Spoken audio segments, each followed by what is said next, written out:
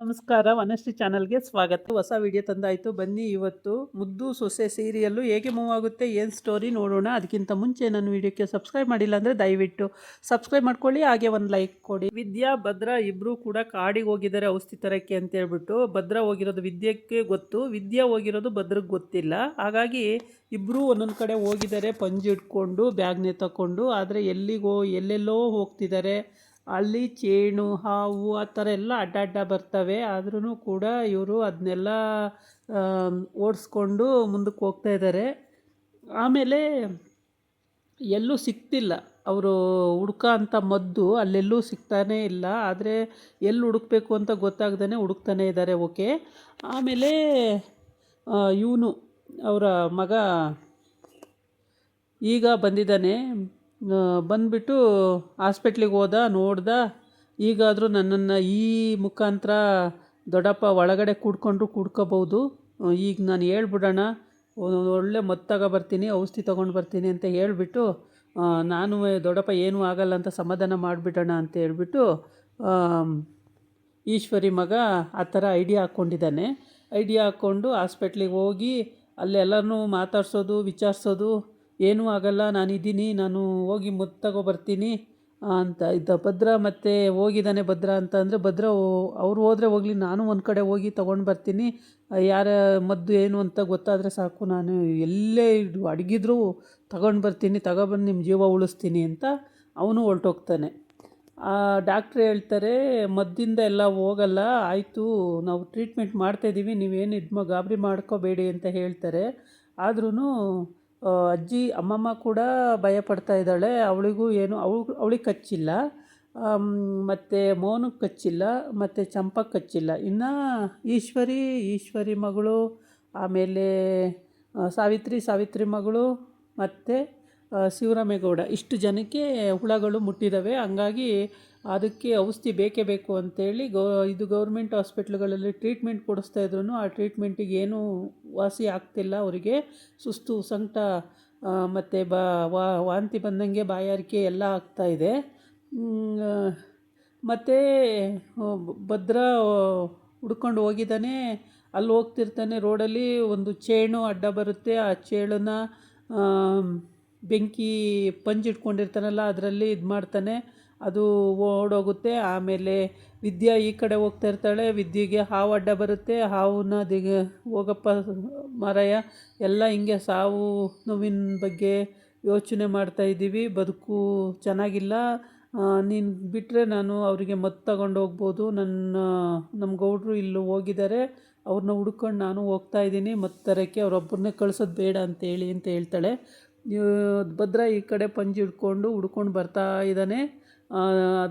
ಎಷ್ಟೋ ದೂರದಲ್ಲಿ ವಿದ್ಯೆನೂ ಕೂಡ ಪಂಜು ಇಟ್ಕೊಂಡು ಬರ್ತಾ ಇದ್ದಾಳೆ. ಅವಳು ಒಂದು ಪಂಜು ಇಟ್ಕೊಂಡಿದ್ದಾಳೆ, ಇವನು 2 ಪಂಜು ಇಟ್ಕೊಂಡಿದ್ದಾನೆ. ಒಂದೊಂದು ಬ್ಯಾಗ್ನೇ ತಗೊಂಡಿದ್ದಾರೆ. ಇಬ್ಬರು ಕಾಡೊಳಗಡೆ ಬರ್ತಾ ಇದ್ದಾರೆ. ಕಾಡು ಅಂದರೆ ಅಭಯಾರಣ್ಯ, ತುಂಬ ದಟ್ಟವಾದ ಕಾಡು. ಆ ಕಾಡೊಳಗಡೆ ಹೋದರೆ ಮನುಷ್ಯರು ಬದುಕೋದೇ ಕಷ್ಟ. ಅಂಥದ್ರಲ್ಲಿ ಇವರಿಬ್ಬರು ಅಲ್ಲಿ ಸಾಹಸ ಮಾಡ್ಕೊಂಡು ಹೋಗಿದ್ದಾರೆ. ಭದ್ರಿಗೆ ವಿದ್ಯೆ ಹೋಗಿರೋದು ಗೊತ್ತೇ ಇಲ್ಲ. ಹಂಗಾಗ್ಬಿಟ್ಟು ಅವಳು ಮನೇಲೇ ಇರ್ತಾಳೆ ಅಂದ್ಕೊಂಡಿದ್ದಾರೆ. ಆದರೆ ಅವಳು ಮನೇಲಿ ಇಲ್ಲವೇ ಇಲ್ಲ. ಭದ್ರಂಗೆ ಎಲ್ಲಿ ಹೋಗಬೇಕು, ಎಲ್ಲಿ ಸಿಗುತ್ತೆ ಮದ್ದು ಅನ್ನೋದು ಗೊತ್ತಿಲ್ಲ. ಅವನ ಮಧ್ಯೆ ಎಲ್ಲಿ ಸಿಗುತ್ತೆ ಮದ್ದು ಅಂತ ಹುಡ್ಕಾಡ್ತಾನೆ ಇದ್ದಾನೆ. ಅಲ್ಲಿ ಯಾರು ಕೊಡೋರು ಇರ್ತಾರೆ, ಆ ಗಿಡದ್ದು ಹೇಳಿರ್ತಾರೆ, ಆ ಗಿಡದ ಕಾಯೋ ಬೇರೋ ಹಣ್ಣೋ ಏನೋ ಒಂದು ಅದು ಮದ್ದು ಅಂತೇಳಿ ಇವನು ತೊಗೊಂಡು ಬರಬೇಕು. ಅದನ್ನು ಹುಡುಕ್ತಿದ್ದಾನೆ ಅವನಲ್ಲಿ. ಆದರೆ ಅವನಿಗಿನ್ನೂ ಸಿಕ್ಕಿಲ್ಲ, ಭದ್ರಂಗೆ ಆ ಮದ್ದುಗಳು ಸಿಕ್ಕಿಲ್ಲ. ಈ ಕಡೆ ಈಶ್ವರಿ ಮಗನೂ ನಾನು ಹೋಗ್ತೀನಿ ಅಂತೇಳಿ ಅವನೆಲ್ಲ ಒಂದು ಕಡೆ ಹೋಗಿ ಯಾವುದನ್ನಾರೋ ಬೇರೋ ತರ್ತಾನೆ ಅನಿಸುತ್ತೆ. ಅವನೇನು ಕಾಡೊಳಗೆ ಬರಲ್ಲ. ವಿದ್ಯಾ ಹುಡ್ಕೊಂಡು ಬರ್ತಾ ಇದ್ದಾಳೆ. ಹುಡ್ಕೊಂಡು ಬರ್ತಾ ಎಷ್ಟೋ ದೂರ ಬಂದುಬಿಟ್ಟಿದ್ದಾಳೆ. ಪಂಜು ಇಟ್ಕೊಂಡು ರಾತ್ರಿ ಎಲ್ಲ ಅಭಯಾರಣ್ಯದಲ್ಲಿ ಅಲಿತಾ ಇದ್ದಾಳೆ. ಎಲ್ಲಿ ಏನು ಅಂತ ದಿಕ್ಕು ತೋಚದಂಗಾಗಿದೆ. ಕಾಡೊಳಗಡೆಯಲ್ಲೇ ಹೋಗಬೇಕು. ಅಲ್ಲೇ ಹಾವುಗಳು, ಆನೆ, ಕಿರತೆ, ಈ ಥರ ಹುಲಿ, ಸಿಂಹ ಎಲ್ಲ ಇರ್ತವೆ. ಅವೆಲ್ಲ ಬಿಟ್ಟರೆ ಇವಳು ಬಚಾವಾಗಿ ಬರ್ಬೋದು. ಪ್ರೆಗ್ನೆಂಟ್ ಬೇರೆ ಇದ್ದಾಳೆ, ಆದರೆ ಹಿಂಗೆ ಹೋಗಿದ್ದಾಳೆ. ಇದು ಮನೆಯವ್ರಿಗೆ ಯಾರಿಗೂ ಗೊತ್ತೇ ಇಲ್ಲ, ಅಲ್ಲೇ ಹಾಸ್ಪಿಟ್ಲಲ್ಲಿದ್ದಾಳೆ ಅಂತ ಅವ್ರು ಅಂದ್ಕೊಂಡಿದ್ದಾರೆ ಮನೆಯವರು. ವಿದ್ಯಾ ಮನೆಗೆ ಹೋಗಿದ್ದಾರೆ ಅಂತ ಡಾಕ್ಟರ್ಸ್ ಅಂದ್ಕೊಂಡಿದ್ದಾರೆ. ಆದರೆ ಇವಳು ಹೇಳಿಲ್ಲ ಕೇಳಿಲ್ಲ ಹೋಗಿಬಿಟ್ಟಿದ್ದಾಳೆ. ಇವಳು ಎಲ್ಲೆಲ್ಲಿ ಅಲಿತಿದ್ದಾಳೋ ಹೆಂಗೆ ಹುಡ್ಕೋದು ಅನ್ನೋದು ಅವ್ರಿಗೆ ಡೌಟ್ ಆಗುತ್ತೆ. ಇವಾಗ ಹಾಸ್ಪಿಟ್ಲಲ್ಲಿ ಡಾಕ್ಟ್ರು ಆಚೆ ಬಂದಾಗ ಮನೆಯವ್ರು ಕೇಳ್ತಾರೆ, ವಿದ್ಯೆನೂ ಅಲ್ಲೇ ಇದ್ದಾಳೆ ಅಲ್ವಾ, ಟ್ರೀಟ್ಮೆಂಟ್ ಮಾಡ್ತಾ ಇದ್ದಾಳಲ್ವಾ ಅಂತೇಳಿ. ಇಲ್ಲ, ಅವರು ವಿದ್ಯೆ ಆವಾಗಲೇ ಬಂದ್ರಲ್ಲ, ನಿಮ್ಮ ಜೊತೆ ಬರಲಿಲ್ವಾ, ಅಲ್ಲಿಲ್ಲ, ಹಾಸ್ಪಿಟ್ಲ್ ಒಳಗಡೆ ಇಲ್ಲ ಅಂತಾರೆ. ಆವಾಗ ಇವ್ರು ಗಾಬರಿ ಆಗ್ತಾರೆ. ಎಲ್ಲೋದ್ಲು ಮತ್ತು ವಿದ್ಯೆ, ಪ್ರೆಗ್ನೆಂಟ್ ಬೇರೆ ಇದ್ದಾಳೆ, ಯಾಕಡೆ ಓದ್ಲು, ಏನು ಕತೆ ಅಂತ ಹಿಂಗೆ ಗಾಬರಿಯಾಗಿ ಹುಡ್ಕಾಡ್ತಾ ಇರ್ತಾರೆ. ಆದ್ರೂ ಎಲ್ಲೂ ಸಿಗೋದಿಲ್ಲ. ಎಲ್ಲಿ ಸಿಗ್ತಾಳೆ ಅವಳು? ಕಾಡೊಳಗೆ ಹೊರಟೋಗ್ಬಿಟ್ಟಿದ್ದಾಳೆ, ಇನ್ನು ಸಿಕ್ಕೋದು ಎಲ್ಲಿ ಬಂತು? ಸಿಗಲ್ಲ. ಆಮೇಲೆ ಹೀಗೆ ಹುಡ್ಕಾಡುವಾಗ ಹಾಸ್ಪಿಟ್ಲಲ್ಲಿ ಎಲ್ಲಿ ಹುಡ್ಕಿದ್ರೂ ಇಲ್ಲ. ಅಲ್ಲಿ ಯಾವರಿಗೂ ಯಾವ ಡಾಕ್ಟ್ರು ಟ್ರೀಟ್ಮೆಂಟ್ ಬೇರೆ ಡಾಕ್ಟ್ರು ಮಾಡ್ತಿದ್ದಾರೆ, ಆದರೆ ಇವಳು ಇಲ್ಲ. ಈಶ್ವರಿ ಮಗ ಇಲ್ಲಿ ಬಂದು ಡಾಕ್ಟ್ರ್ ಹೇಳೋದನ್ನು ಕೇಳಿಸ್ಕೊಂಡ, ಅಲ್ಲಿ ಏನೇನು ಮದ್ದು ಬೇಕು ಅನ್ನೋದನ್ನು ಕೇಳಿಸ್ಕೊಂಡ. ಈ ಮುಖಾಂತರನಾರು ದೊಡ್ಡಪ್ಪ ನನ್ನನ್ನು ಮನೆಗೆ ಸೇರಿಸ್ಕೊಳ್ಳಿ ಅನ್ನೋದು ಅವನ ಆಸೆ ಆಗಿರುತ್ತೆ. ಹಾಗಾಗ್ಬಿಟ್ಟು ಅವನು ಏನೇನೋ ಸುಳ್ಳು ಹೇಳ್ಕೊಂಡು, ಅವ್ವ ನೀನೇನು ಯೋಚನೆ ಮಾಡಬೇಡ, ಎಲ್ಲಿದ್ದರೂ ಮದ್ದನ್ನ ತಗೊಬತ್ತೀನಿ, ದೊಡ್ಡಪ್ಪ ನೀನೇನು ಯೋಚನೆ ಮಾಡಬೇಡ, ಎಲ್ಲಿದ್ದರೂ ಮದ್ದನ್ನ ತಗೊಬತ್ತೀನಿ, ನಿಮ್ಮನ್ನು ಉಳಿಸ್ಕೊಂಡೇ ಉಳಿಸ್ಕೋತೀನಿ, ನಿಮ್ಮನ್ನು ನಾನು ಕಳ್ಕೊಳ್ಳೋದಿಲ್ಲ, ಹಾಗೆ ಹೀಗೆ ಅಂತ ಇವನೊಂದು ಬೂರಿ ಪುಂಗಿ ಊದ್ತಾನೆ. ಆದರೆ ಇವನೇನು ಮಾಡಲ್ಲ, ಸುಮ್ಮನೆ.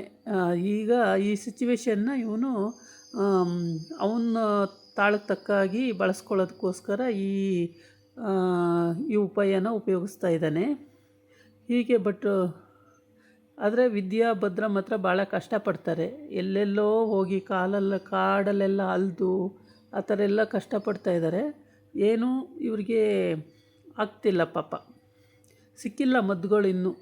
ಇವ್ರ ಮನೆಯವರೇ 4 ಜನ ಹುಳಗಳು ಮುಟ್ಟಿ ಮಲ್ಕೊಂಡಿದ್ದಾರೆ ಅಂದರೆ, ಬೇರೆ ಕಡೆಯವರು ಸುಮಾರು ಜನ ಇದ್ದಾರೆ. ಸುಮಾರು ಜನ ಡಾಕ್ಟರ್ಸು, ಸುಮಾರು ಜನ ನರ್ಸು ಎಲ್ಲ ನೋಡ್ತಾ ಇದ್ದಾರೆ. ಎಲ್ಲ ನೋವು ಉರಿ ತಡಿನಾರದೆ ಬಡ್ಕೊಂತಾರೆ. ಉರಿ ತಡೆಯೋಕ್ಕಾಗಲ್ಲ ಅಂತಾಳೆ. ಇಲ್ಲಿ ಚಿತ್ರನೂ ಕೂಡ ಉರಿ ನನಗೆ ತಡೆಯೋಕ್ಕಾಗಲ್ಲ ಅಂತ ಬಡ್ಕೊತ ಇದ್ದಾಳೆ. ಆದರೆ ಹುಳ ಕಚ್ಚಿರೋದ್ರಿಂದ ಅಷ್ಟು ಎಫೆಕ್ಟು, ಜೀವ ಹೋಗಲ್ಲ, ಆದರೆ ಸುಸ್ತು ಸಂಕಟ ಆ ಥರ ಸಾಕಾಗಿ ಹೋಗುತ್ತೆ. ಆ ಕಡೆ ಇವ್ರ ದೊಡ್ಡಪ್ಪ ಕೂಡ ಶಿವರಾಮೇಗೌಡ, ಅವನು ಒದ್ದಾಡ್ತಿದ್ದಾನೆ. ಅವನಿಗೂ ತಡ್ಕೊಳ್ಳೋಕ್ಕೆ ಆಗ್ತಿಲ್ಲ, ತುಂಬಾ ಒದ್ದಾಡ್ತಿದ್ದಾನೆ. ಹೀಗೆ ಇವ್ರದ್ದು ಸಿಚುವೇಶನ್ ಸರಿ ಇಲ್ಲದ ಕಾರಣಕ್ಕೆ ಭಾಳ ಗೋಳಾಡ್ತಿದ್ದಾರೆ. ಆ ಕಡೆ ಶಿವರಾಮೇಗೌಡ ಕೂಡ ಒದ್ದಾಡಿಕೊಂಡು ಮುಖನೆಲ್ಲ ಕಿವುಚ್ಕೊಂಡು, ಅವನಿಗೂ ನೋವು ತಡೆಯೋಕ್ಕಾಗ್ತಾ ಇಲ್ಲ, ಅರ್ಧ ಕಣ್ಣು ಬಿಟ್ಕೊಂಡು ಗೋಳಾಡ್ತಿದ್ದಾನೆ ಅವನು. ಭದ್ರ ಬರಬೇಕು, ಔಷಧಿ ತೊಗೊಂಡು ಅವ್ರ ಅಪ್ಪನ ಉಳಿಸ್ಕೋಬೇಕು. ಹಿಂದೆ ಒಮ್ಮೆ ಹಾಗೆ ಆಗಿತ್ತು. ಅದೇನೋ ಔಷಧಿ ತರ್ತೀನಿ ಅಂತ ಹೋಗಿ ಅವನು ಅವಾಗ ತೊಗೊಂಡು ಬಂದು ಅದ್ರ ಜೊತೆಗೆ ವಿದ್ಯೆನೂ ಹೋಗಿ 2-3 ದಿನ ಅಲ್ಲಿದ್ದು. ಅವಳಂತೂ ಗಂಡನ್ನ ಅಷ್ಟೊಂದು ಇಷ್ಟಪಡ್ತಾಳೆ, ಓಕೆ. ಆದರೆ ಗಂಡ ಭದ್ರ ಇವಳು ಮಾಡಿದ ತಪ್ಪಿಂದ ಅವನ ಪಾಪ ಹಿಂದೆ ಇಟ್ಟಿದ್ದಾನೆ ಹೊರತು ಅವನದು ತಪ್ಪೇನಿಲ್ಲ. ಇವಳು ಪ್ರೆಗ್ನೆಂಟು ಅಂತ ಅದೊಂದು ಸುಳ್ಳು ಹೇಳಲಿಲ್ಲ ಅಂದಿದ್ರೆ ಅವಳನ್ನು ಹಿಂಗೆ ಪಲ್ಲಕ್ಕಿ ಮೇಲೆ ಕೂರಿಸೋರು ಅವ್ರ ಮನೆ ಜನ. ಅದೊಂದು ಸುಳ್ಳು ಹೇಳಿದ್ದು, ಅದು ಬಟ್ಟೆ ಕಟ್ಕೊಂಡು ಆ ಊರ ಜನದ ಮುಂದೆ ಎಲ್ಲ ಬಟ್ಟೆ ತೆಗೆದು ಆಚೆಸ್ತು, ಇದೆಲ್ಲ ರಂಪಾಟ ಮಾಡಿದ್ದಕ್ಕೆ ಅವಳಿಗೆ ತುಂಬಾ ಅವಮಾನ, ಅವಳಿಗೆ ಅವಮಾನ ಆಗೋದು, ಮನೆಯವ್ರಿಗೆ ಅವಮಾನ ಆಯಿತು. ಇದಾಗಿತ್ತು ಇವತ್ತಿನ ವೀಡಿಯೋ. ನಾಳೆ ಇನ್ನೊಂದು ವೀಡಿಯೋ ಜೊತೆ ಬರ್ತೀನಿ. ನಮಸ್ಕಾರ.